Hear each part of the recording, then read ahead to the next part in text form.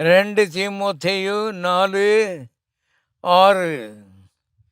நான் இப்பொழுதே பானபலியாக வார்க்கப்பட்டு போகிறேன். நான் தேகத்தை விட்டு பிரியும் காலம் வந்தது. அப்போஸ்தலனாகிய பவுல் இதை சொல்லுகிறார்.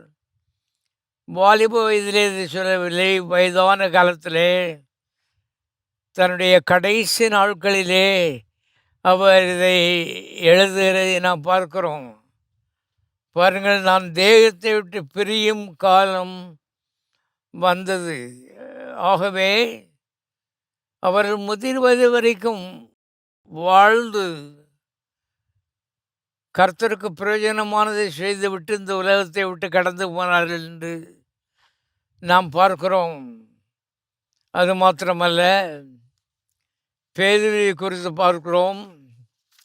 பேதுருவினிடத்திலே கர்த்தர் இரத்த சாட்சியாய் மரிப்பதை குறித்து ஒரு தீர்க்க தரிசனமாக யோவான் 21ஆம் அதிகாரத்திலே சொன்னார். அது உண்மை. ஆனால் அது கூட அவருடைய கடைசி நாட்களிலே முதிர் வயதிலே சம்பவித்தது என்பதை நீங்கள் புரிந்து கொள்ள வேண்டும்.